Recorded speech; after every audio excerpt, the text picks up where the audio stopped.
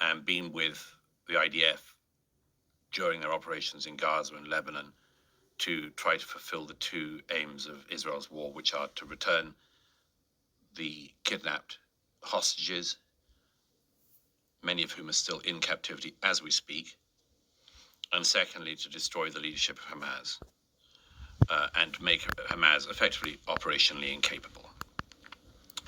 To take just those three lies which you cite, anyone who knows what Gaza was like before October the 7th, 2023, it's a very different place now because of the choices that Hamas made.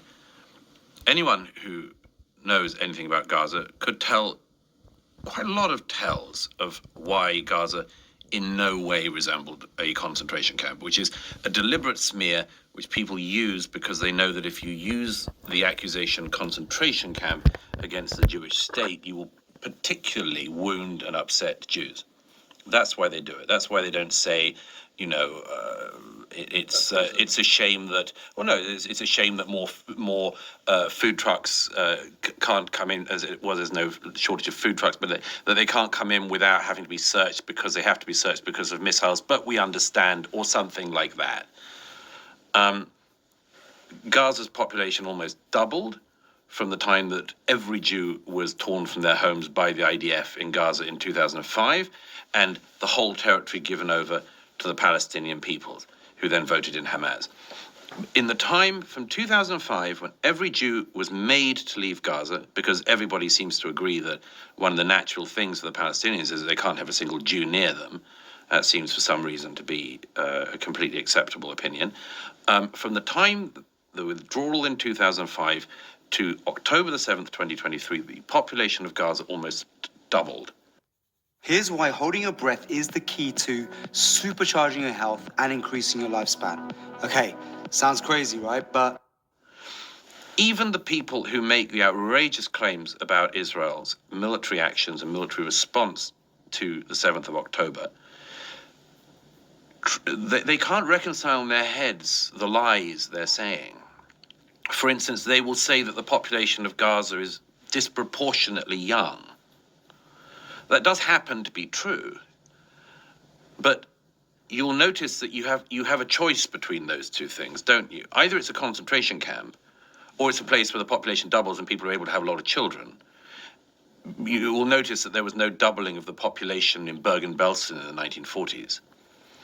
So it's one of the many reasons why it's totally obscene. The other reason is, by the way, that anyone who knows anything about Gaza between 2005 and 2023, and again, I give many examples in the book, will know that actually, compared to the rest of the region, other Arab countries in the region, other Muslim countries in the region, Gaza was pretty much like, some of them actually living standards were higher in Gaza than some of their neighbors, and they had shopping malls and swimming pools and leisure centers and marketplaces and actually the strip along the beach was really a rather nice bit of town.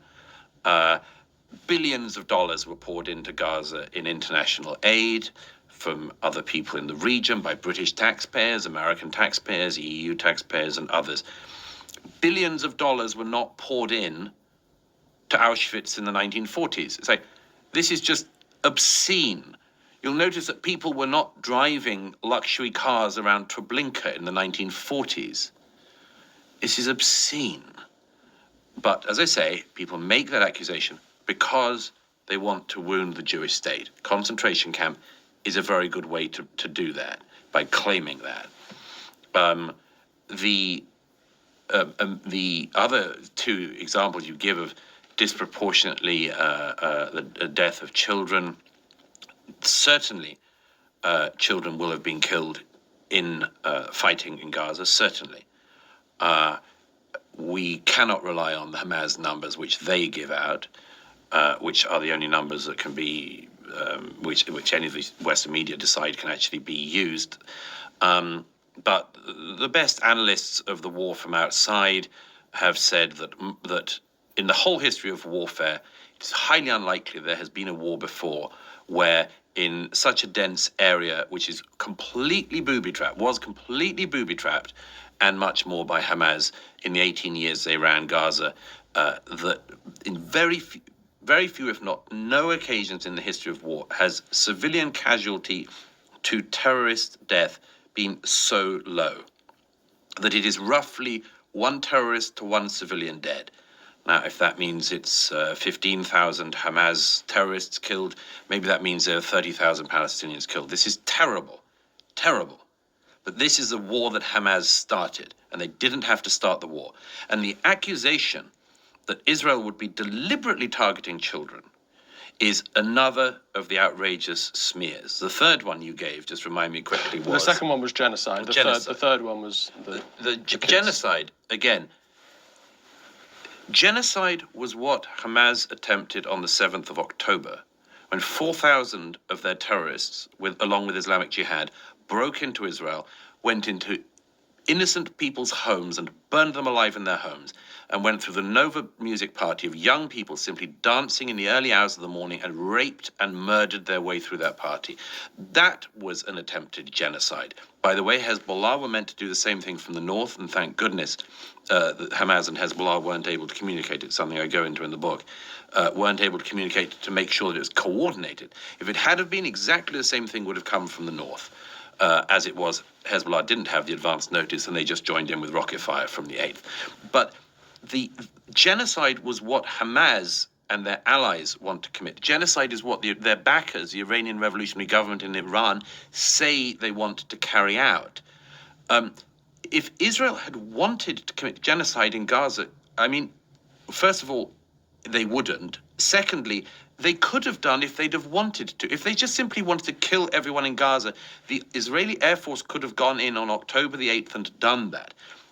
There would not be currently hundreds and hundreds of dead Israeli soldiers, reservists and others of your age and younger, Israeli soldiers killed in the line of duty because they were going through Gaza so carefully. If they'd have wanted to commit genocide, Israel wouldn't have lost all of these young men and women. They lost them because of the rules of war that they follow, that Hamas absolutely not only refuses to follow, but uses against them.